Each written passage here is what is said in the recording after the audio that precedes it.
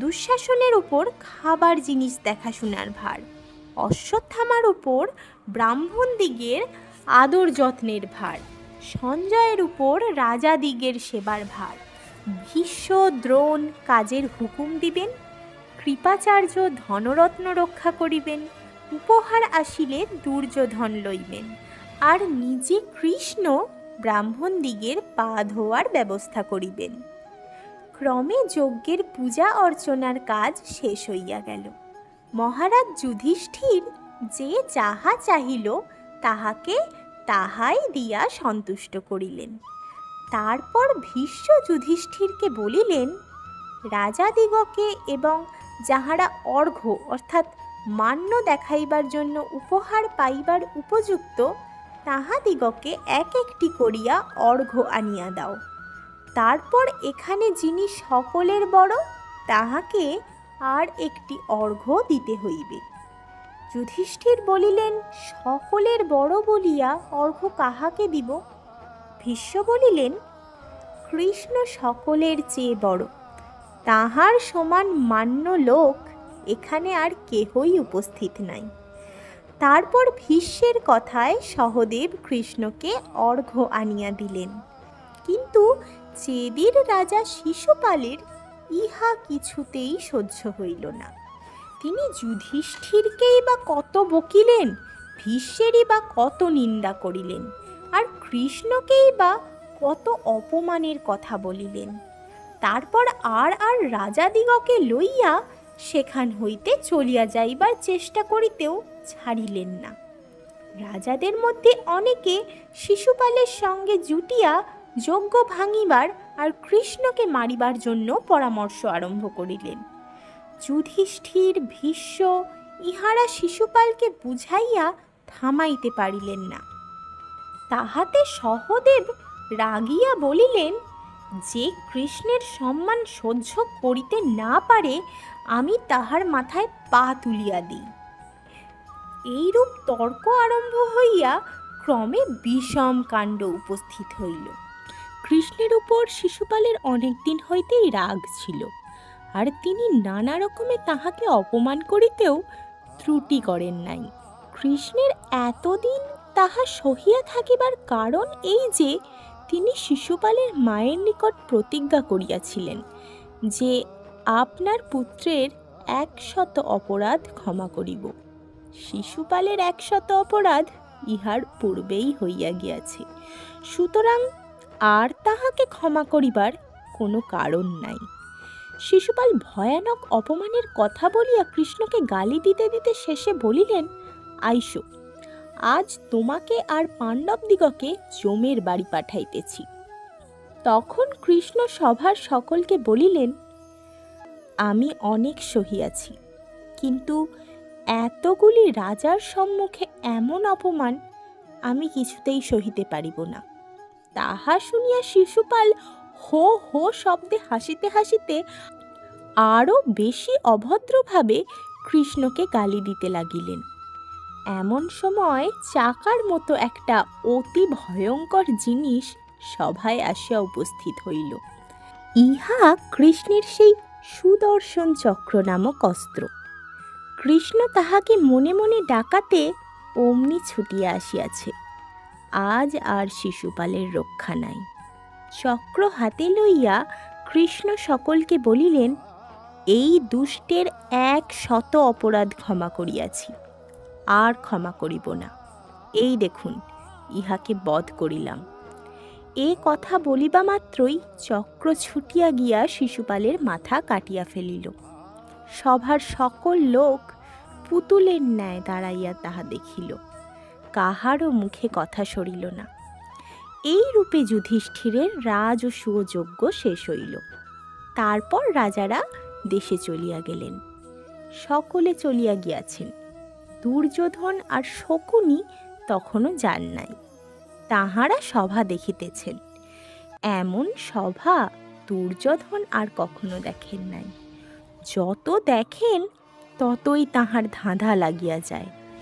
ইহারই মধ্যে কয়েকবার তিনি স্ফটিকের মেঝেকে জল মনে করিয়া কাপড় গুটাইয়াছেন, আবার জলকে স্ফটিক ভাবিয়া কাপড় চোপড় শুদ্ধ তাহাতে হাবুডুবুও খাইয়াছেন। সকলে হাসিয়াছে ও যুধিষ্ঠিরের চাকরেরা তাড়াতাড়ি তাহাকে অন্য কাপড় আনিয়া দিয়াছে। স্ফটিকের দেওয়াল, তাহাকে দুর্যোধন মনে করিলেন বুঝি দরজা। তাহার ভিতর দিয়া বাহির হইতে গিয়া মাথায় ঠকাস করিয়া এমনই লাগিল যে মাথা একেবারে ঘুরিয়া পড়িবার গতিক। তারপর বেচারার আর ভালো করিয়া চলিতেই ভরসা হয় না, খালি কানামাছি ভোঁভোর মতো হাওয়াতে হাত বুলাইতে বুলাইতে পা বাড়াইতেছেন। এমনি করিয়া শেষে একেবারে বাহিরে গিয়া ধপাস। তারপর দরজা দেখিলেই আগে থাকিতে নারান। বাস্তবিক এমন করিয়া নাকাল হইলে বড্ড রাগ হয়, অথচ সে রাগ দেখাইবার জো নাই, কারণ তাহাতে লোকে আরও হাসে। কাজেই দুর্যোধন জিভ ঠোঁট কামড়াইয়া কোনো মতে রাগ হজম করিয়া সেখান হইতে বিদায় লইলেন। এদিকে কিন্তু হিংসায় তিনি জ্বলিয়া মরিতেছেন। পথে শকুনি তাহাকে কত কথা বলিয়াছেন, তিনি কিছুরই উত্তর দেন নাই। শেষে শকুনি জিজ্ঞাসা করিলেন, কি হইয়াছে দুর্যোধন, কথা কহিতেছ না যে? দুর্যোধন বলিলেন, মামা, কথা কহিব কোন লজ্জায়? আমার কি আর বাঁচিয়া লাভ আছে? যে শত্রুকে মারিতে এত চেষ্টা করিলাম, তাহারই কিনা শেষে এত বাড়াবাড়ি।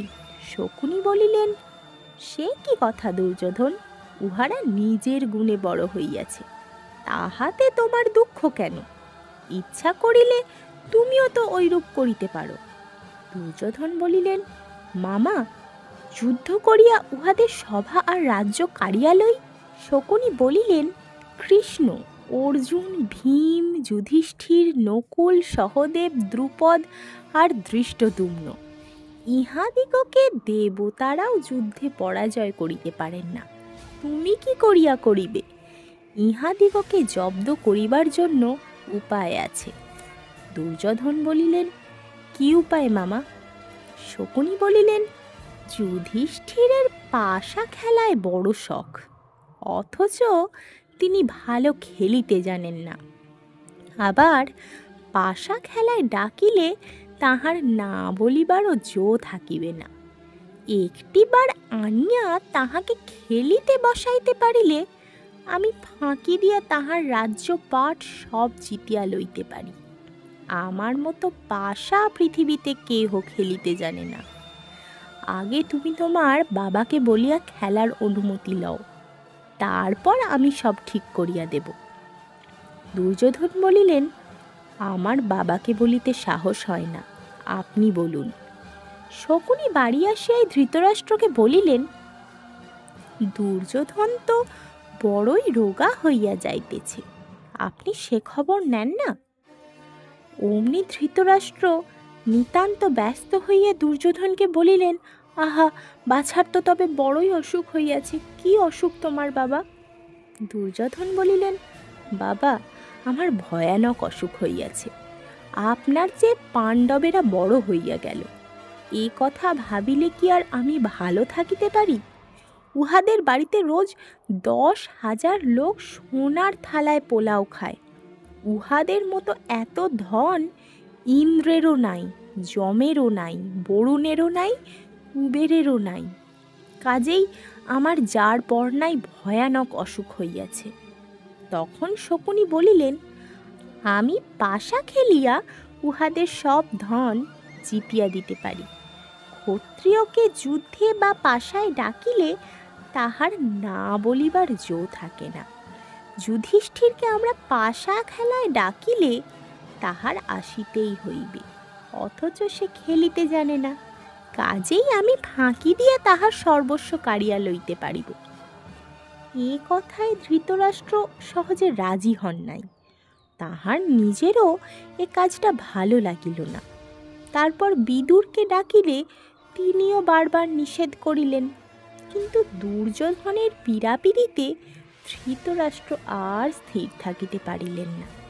তাহার নিজের মনেও পাণ্ডবদের প্রতি যথেষ্ট হিংসা ছিল। কাজেই তিনি শেষে বলিলেন, 1000 থাম আর 100 দুয়ারওয়ালা একটা জমকালো সভা প্রস্তুত করাও। সভা অল্প দিনের মধ্যেই প্রস্তুত হইল। তখন ধৃতরাষ্ট্র বিদুরকে বলিলেন, বিদুর, শীঘ্র ইন্দ্রপ্রস্থে গিয়া যুধিষ্ঠিরকে পাশা খেলিবার নিমন্ত্রণ করিয়া আইস। বিদুর বলিলেন, মহারাজ, ইহা তো ভালো কথা হইল না। পাশা খেলা বড় অন্যায়, উহাতে বিবাদ উপস্থিত হইতে পারে। ধৃতরাষ্ট্র বলিলেন, কি হইবে, আমরা তো থাকিব, তুমি শীঘ্র যাও। বিদুর আর কি করেন, তিনি কাজেই ইন্দ্রপ্রস্থে গিয়া যুধিষ্ঠিরকে বলিলেন, ধৃতরাষ্ট্র তোমাকে পাশা খেলিতে ডাকিয়াছেন, তুমি চলো। এই কথা শুনিয়া যুধিষ্ঠির বলিলেন, কাকা, পাশা খেলা কি ভালো? আপনি কি অনুমতি করেন? বিদুর বলিলেন, আমি অনেক নিষেধ করিয়াছিলাম, তথাপি আমাকে পাঠাইলেন। এখন তোমার যাহা ভালো মনে হয় করো।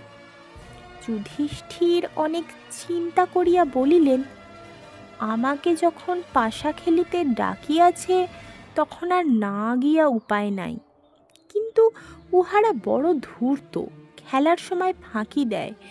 না যাইবার উপায় থাকিলে আমি কখনোই যাইতাম না। পরদিন ভীম, অর্জুন, নকুল, সহদেব, কুন্তি, দ্রৌপদী প্রভৃতিকে লইয়া যুধিষ্ঠির বিদুরের সহিত হস্তিনায় আসিলেন। তাহার পরের দিন সকালে খেলা হওয়ার কথা। এই খেলা পণ অর্থাৎ বাজি রাখিয়া হয়।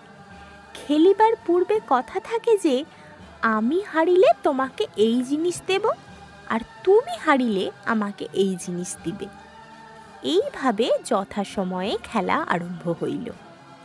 যুধিষ্ঠিরের পাশা খেলা দেখিবার জন্য সভায় লোকের বড়ই ভিড় হইয়াছে। অনেক রাজা, ব্রাহ্মণ, পণ্ডিত এবং সাধারণ লোক সেখানে উপস্থিত। পাণ্ডবেরা 5 ভাই সভার মাঝখানে বসিয়াছেন। তাহাদের সামনেই শকুনিকে সর্দার করিয়া দুর্যোধনের দল। শকুনি বলিলেন, যুধিষ্ঠির, সকলে বসিয়া আছেন, খেলা আরম্ভ করো। যুধিষ্ঠির বলিলেন, তোমরা সরলভাবে খেলা করিও, ফাঁকি দিও না যেন। শকুনি বলিলেন, যাহার বেশি বুদ্ধি সেই ফাঁকি দেয়, ইহাতে দোষের কথা কি হইল? তোমার যদি ভয় থাকে তবে না হয় খেলিও না। যুধিষ্ঠির বলিলেন, ডাকিয়াছ যখন, তখন খেলিতেই হইবে, কাহার সহিত খেলিব বলো। এ কথায় দুর্যোধন বলিলেন, পণের জিনিস সব আমি দিব, কিন্তু আমার হইয়া মামা খেলিবেন। যুধিষ্ঠির বলিলেন, একজনের হইয়া আর একজনের খেলা অন্যায়, যাহা হোক খেলা আরম্ভ করো। খেলা আরম্ভ হইলে পর ধৃতরাষ্ট্র সভায় আসিলেন। ভীষ্ম, দ্রোণ, কৃপ, বিদুর প্রভৃতিও দুঃখিতভাবে তাহার সঙ্গে আসিলেন।